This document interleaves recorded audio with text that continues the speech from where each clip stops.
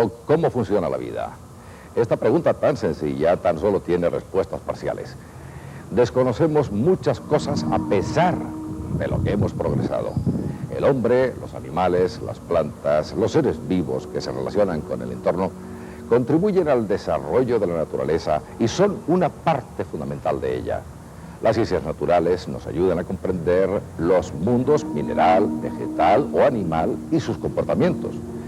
La biología, la botánica, la zoología o el cuerpo humano forman parte del estudio de las ciencias naturales.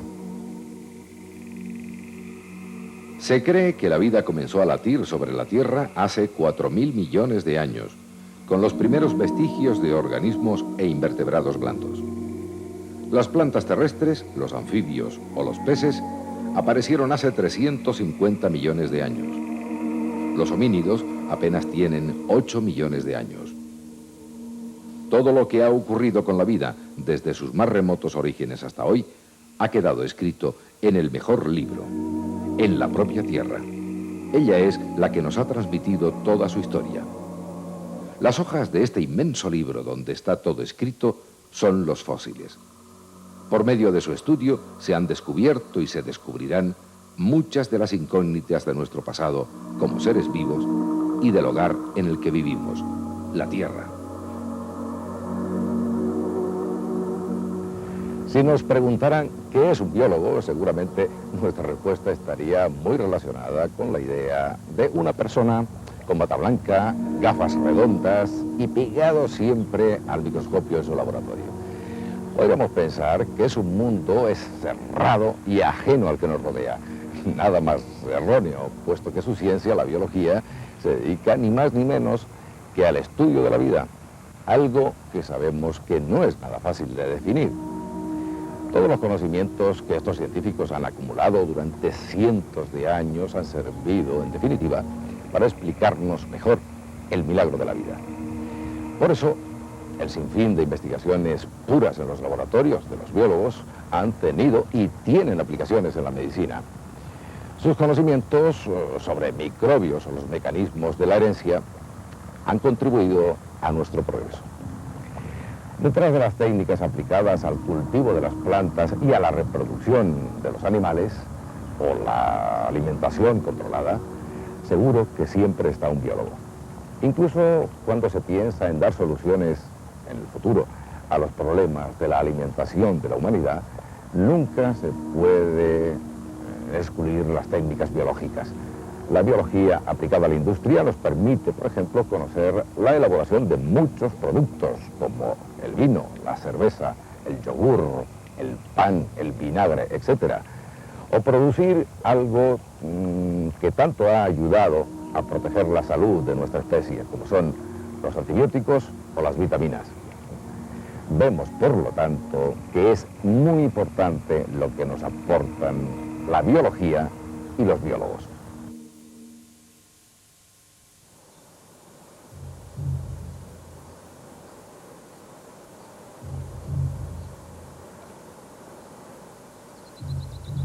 La biosfera es la parte de la Tierra donde se desarrolla la vida y las relaciones de los seres animales y vegetales, por pequeños que sean. Es una enorme capa terrestre donde la vida procede a dotarse de uno de sus rasgos más singulares, la organización. El hombre, el árbol, una bacteria o un virus están químicamente constituidos por una serie de elementos y compuestos químicos con un parecido sorprendente. El hombre, el árbol, una bacteria o un virus están químicamente constituidos por una serie de elementos y compuestos químicos con un parecido sorprendente. Hasta tal punto que, por ejemplo, el virus del SIDA puede depositar su carga genética en una célula humana, infectándola. Para que tengan vida propia, estos compuestos deben agruparse y organizarse hasta alcanzar un alto grado de complejidad. Los organismos más pequeños que reúnen estas características son las células. La célula se divide en tres partes: la membrana, el citoplasma y el núcleo. Ninguna de ellas podría vivir aislada. Tienen que formar una unidad. La membrana celular es una estructura que confiere individualidad a la célula y la relaciona con su entorno. A través de ella se produce el paso constante de agua, iones o diversas moléculas que son indispensables para su vida. El citoplasma está rodeado por la membrana celular y lo forma el material fluido en el que están inmersas todas las estructuras de la célula llamadas organelas. La más importante de ellas es el núcleo, que funciona como centro de control de la célula y donde se hallan las unidades de la herencia biológica, como los cromosomas, el ADN y los genes.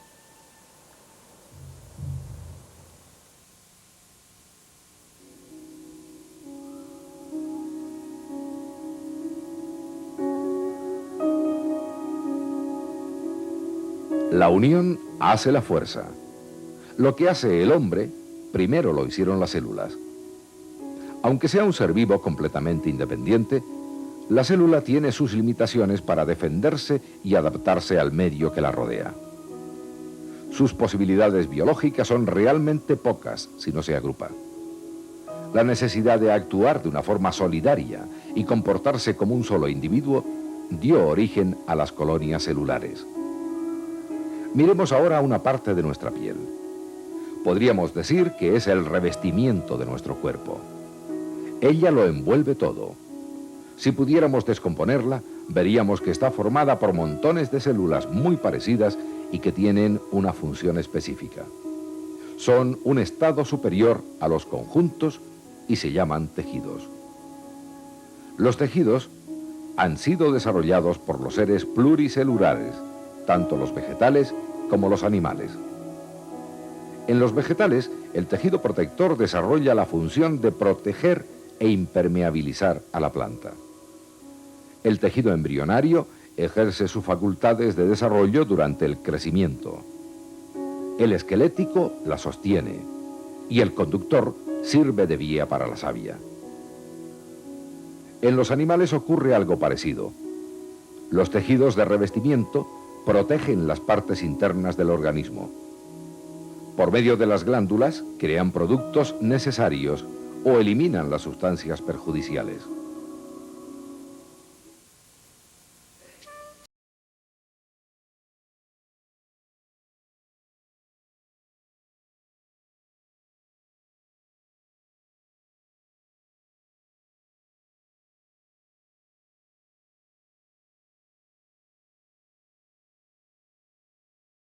Y con los órganos, los aparatos, y posteriormente los sistemas. Este proceso sirve para mantener la continuación de la especie por medio de las tres funciones.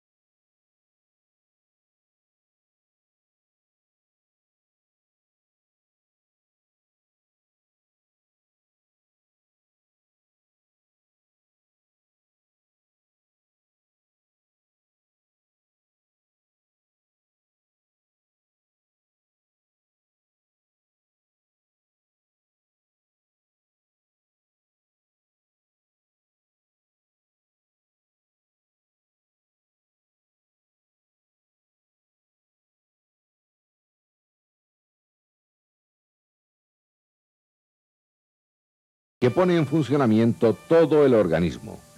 Captamos los estímulos del exterior a través de los sentidos. Con la función locomotora, los animales se desplazan. Las plantas son inmóviles, pero realizan ciertos movimientos autónomos provocados por su crecimiento, por la luz.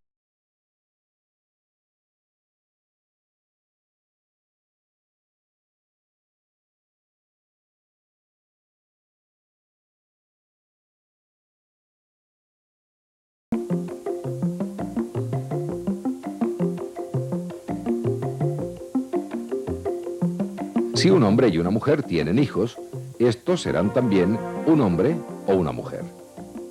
Los descendientes de un gato no serán otros animales, sino gatos. De esta forma, es muy fácil saber que lo que nace tiene las mismas características de quien lo engendró. Es la herencia biológica, conocida científicamente como genética. Las moléculas del ácido desoxirribonucleico, el ADN, contenido en los cromosomas, están compuestas de pequeñas partículas llamadas genes. Son los encargados de transmitir las características de unos seres a otros. Si nos fijamos en nosotros, pese a que somos de una misma especie, observaremos muchas diferencias. Unos son rubios y otros morenos. El color de los ojos puede ser diferente o el de la piel más oscuro o más claro. A veces ocurren cambios bruscos en la genética y se producen las mutaciones. Los cromosomas sexuales, los cromosomas X y los cromosomas Y, son los que transmiten la herencia sexual a la generación siguiente y algunas otras características ligadas al sexo.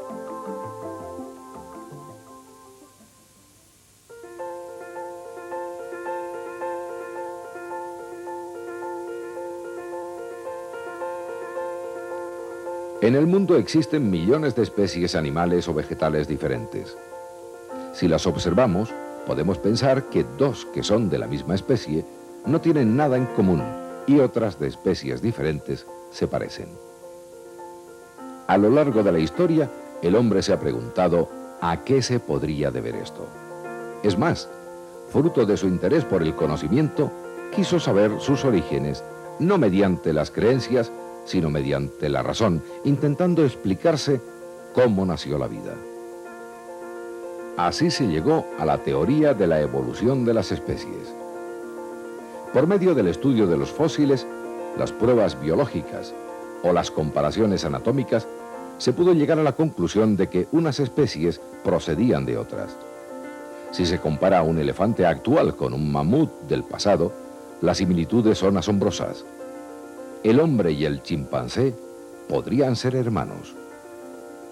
Aunque han existido varias teorías, la que ha permanecido como incuestionable hasta ahora es la de Darwin, que demostró el proceso evolutivo basado en la selección natural de las especies.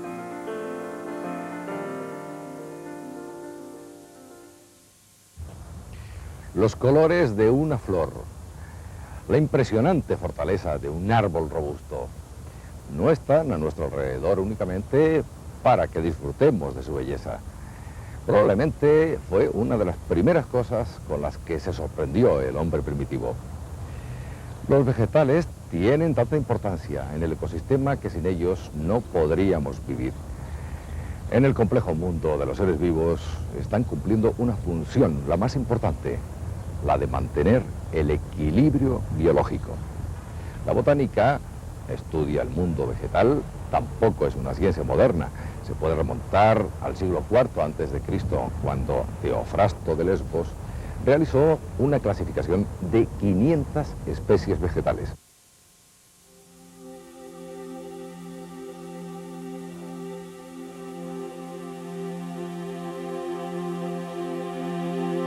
Sabemos que hay un gas indispensable para la vida, el oxígeno. El 21% del oxígeno de la atmósfera se calcula que proviene de un fenómeno que es exclusivo de las plantas, la fotosíntesis. También llamada función clorofílica y por la cual se realiza la síntesis de la materia orgánica que se incorpora a la savia, principalmente hidratos de carbono. La savia nutre posteriormente a todos los órganos de la planta. La fotosíntesis se realiza en todos los órganos vegetales dotados de clorofila, como los sépalos de muchas flores y los tallos verdes de la mayoría de las plantas. Además de la clorofila, en la fotosíntesis es necesaria la intervención de otro elemento, la luz, que junto con el agua y el dióxido de carbono completa el proceso. La fotosíntesis se realiza de día con la luz solar y de noche con luz artificial. Mediante ella se desprenden grandes cantidades de oxígeno y recoge de la atmósfera grandes cantidades de dióxido de carbono. El mundo vegetal, mediante esta función, transforma sustancias inorgánicas simples y muy estables, como el dióxido de carbono y el agua, en sustancias orgánicas ricas en energía de la que se nutren todos los seres vivos, ya sea para formar una nueva materia viva o para producir energía. Por la noche, las plantas realizan un proceso inverso. Absorben oxígeno y desprenden dióxido de carbono.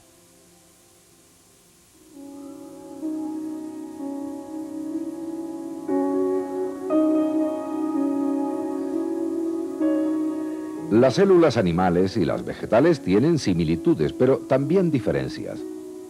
Las características de una célula vegetal son la pared celular, los plastos y las vacuolas. Palabras difíciles, pero fácilmente comprensibles. La pared celular es una cubierta especial cuya función es dar consistencia a la célula con productos segregados por el citoplasma, fundamentalmente la celulosa. Los plastos se encuentran en casi todas las células vegetales.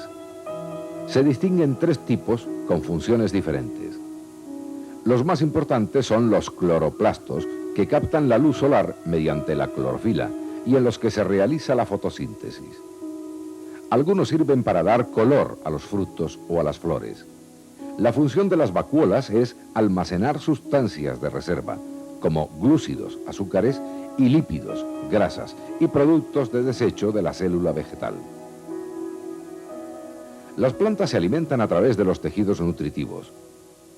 El tejido secretor de las plantas segrega ciertas sustancias como ácidos, resinas o gomas, que podrían considerarse como la excreción de los animales.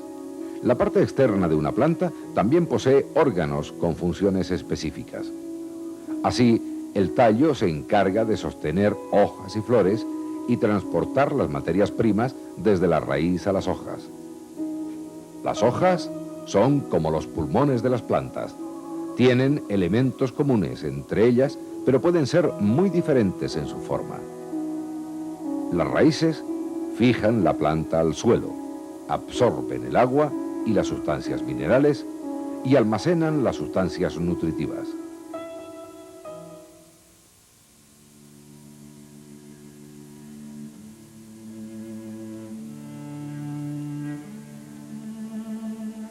En el mundo de los seres vivos, la función básica es la permanencia de la especie.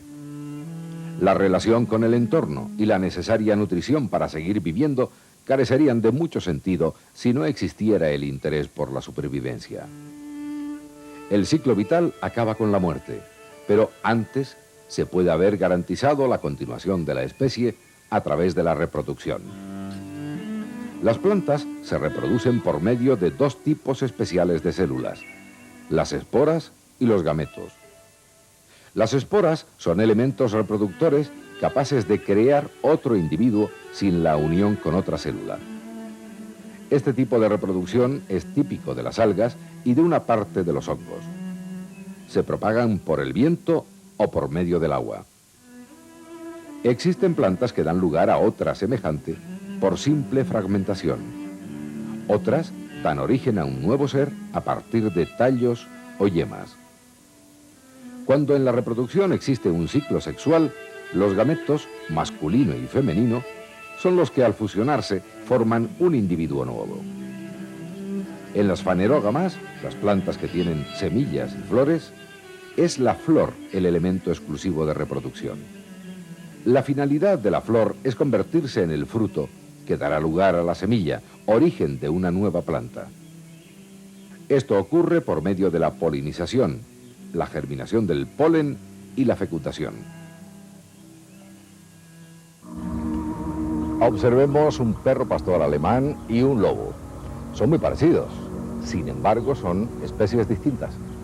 Comparemos ahora al pastor alemán con un schnauzer. Son muy diferentes, pero son de la misma especie. El perro y el lobo son de la misma familia, la de los cánidos, y del mismo orden, los carnívoros. Estas observaciones que hemos hecho no son más que una pequeña parte de las múltiples clasificaciones del reino animal. La clasificación de los animales, además, es una de las materias de estudio de las que se encarga la zoología.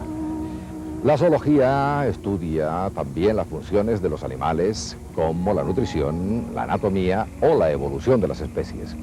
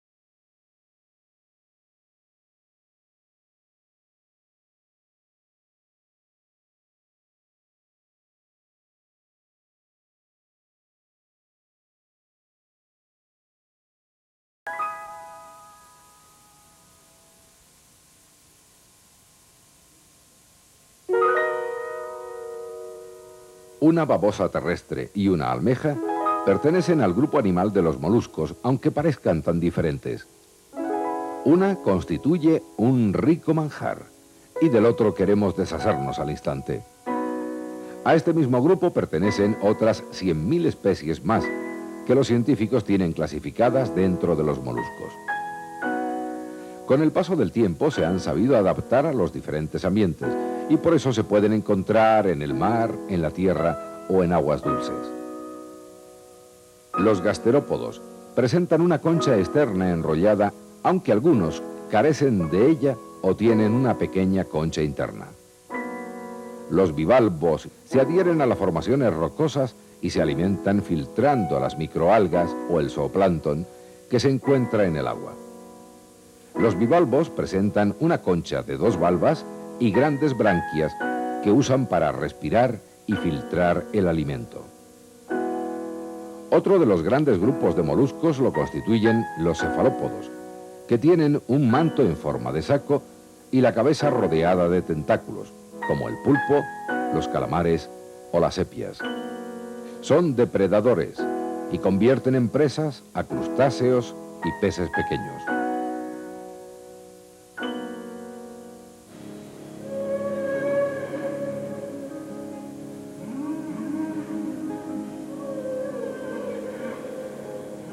Hace 500 millones de años ya había peces en las aguas de los mares y los ríos. No tenían mandíbulas, ni escamas, ni aletas como los peces de hoy, pero sí tenían sus características distintivas como especie. De entonces a hoy, las especies han evolucionado hasta ofrecernos una gama tan amplia como sorprendente. Podemos encontrar unas 20.000 especies diferentes. Una de las características de los peces es la de vivir en el agua. Tienen el cuerpo cubierto por escamas de muy diferentes formas y nadan y se mueven en todas direcciones utilizando sus diferentes formas de aletas. Realizan su respiración por branquias, a través de las cuales consiguen el oxígeno del agua.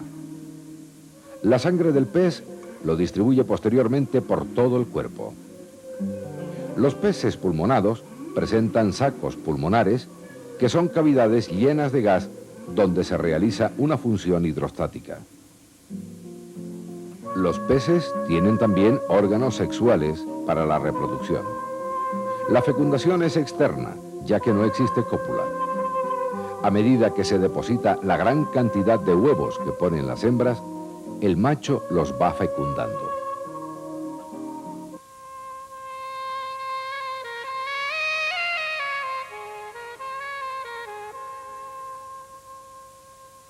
Existen casi 6.000 especies de reptiles registradas. La más numerosa es la de los lagartos, con 3.000 especies. La menor, el tuatara de Nueva Zelanda, con tan solo una. Es un auténtico fósil viviente. La piel de los reptiles está cubierta de escamas, lo que les permite mantener la humedad corporal y vivir en lugares secos. Tienen dificultades para mantener el calor interno. Por eso se los conoce como animales de sangre fría. La temperatura de su cuerpo cambia con la del entorno y puede alcanzar tanta temperatura como la de un mamífero. Para hacer la digestión necesitan temperaturas altas. Cuando el tiempo es frío son más indefensos, ya que se mueven lentamente. Las serpientes y algunos lagartos huelen con la ayuda de la lengua. Algunas serpientes son sensibles a las radiaciones infrarrojas. Las tortugas marinas, que pueden navegar distancias inmensas para llegar a la playa donde depositan los huevos, es posible que puedan detectar campos magnéticos.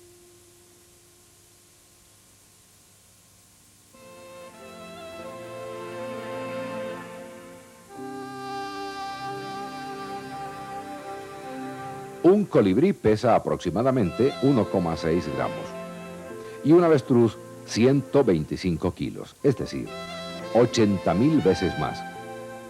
Los dos son los representantes más pequeño y más grande de las aproximadamente 8.500 especies de aves conocidas en la actualidad. Hace 200 millones de años, mucho antes de la aparición de los primeros hombres, un animal pequeño, parecido al lagarto, comenzó a volar de árbol en árbol. La evolución de las especies consiguió que reptiles gigantes, como los pterosaurios, se convirtieran en voladores planeadores mediante sus alas membranosas. El cuerpo de las aves se ha ido adaptando en función de sus medios de vida y de las formas de conseguir la comida. Su pico es una muestra de ello, así como sus alas y patas. Los sentidos más desarrollados de las aves son la vista y el oído. Pueden distinguir los detalles más ínfimos o percibir sonidos inaudibles para el oído humano.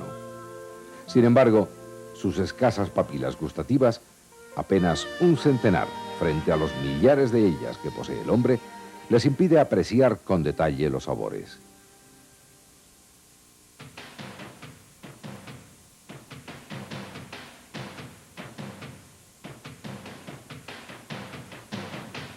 Los primeros mamíferos aparecieron sobre la Tierra hace 65 millones de años.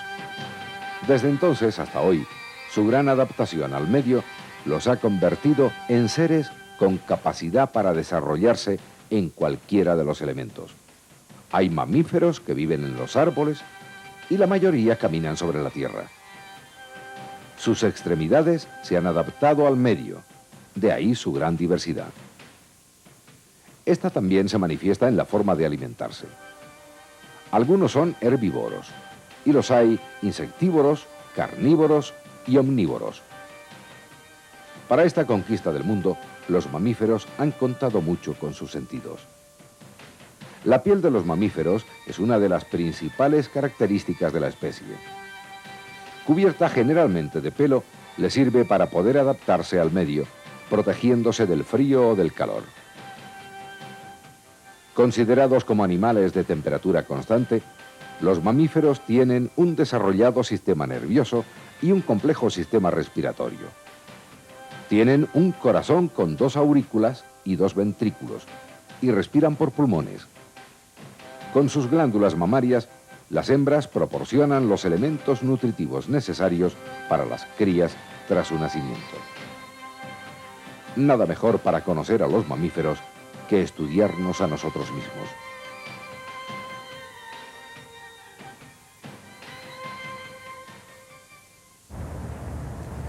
El cuerpo humano es sin duda la máquina más perfecta que se conoce.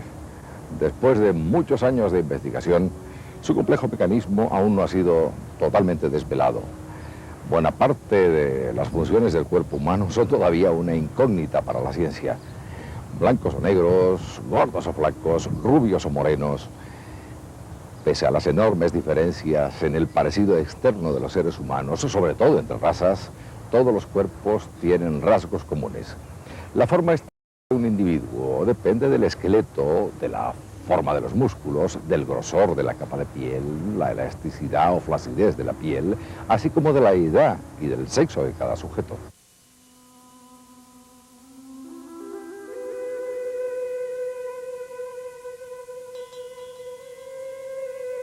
El esqueleto es un armazón móvil compuesto por más de 200 huesos, la mitad de los cuales se encuentran en las manos y en los pies con sus correspondientes cartílagos y ligamentos.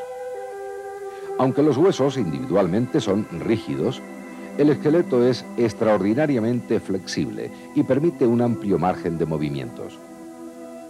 Sobre los huesos se insertan los músculos y gracias a las articulaciones, la energía muscular se convierte en trabajo. Las articulaciones pueden ser de distintos tipos según su grado de movilidad. El esqueleto, además, actúa como caja protectora de los órganos internos. El soporte óseo es la columna vertebral, que sirve también como protección de la delicada médula espinal. Los huesos están compuestos principalmente de calcio, fósforo y una sustancia fibrosa conocida como colágeno. Su cubierta exterior es compacta, mientras que el interior es esponjoso y ligero. La estructura ósea más compleja es el cráneo, cuya cavidad principal contiene el cerebro.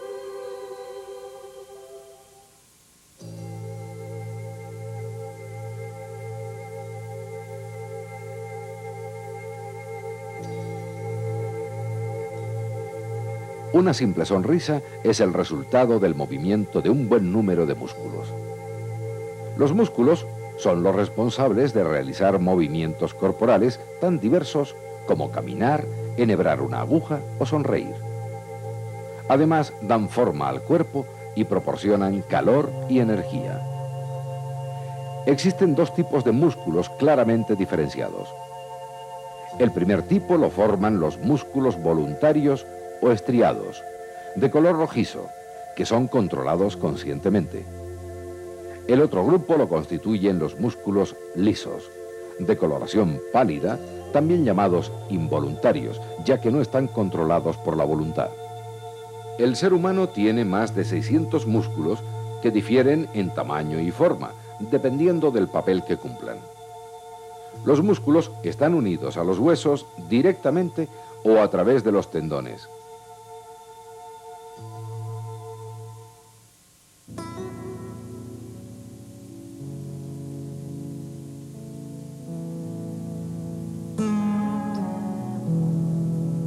El sistema nervioso, junto al endocrino, lleva a cabo las funciones de control y coordinación del organismo, pero sobre todo, trata de relacionar el organismo con el medio que lo rodea. Para ello recibe e interpreta la información que proviene del exterior o del interior del cuerpo. Además, almacena esta información y proporciona las respuestas adecuadas.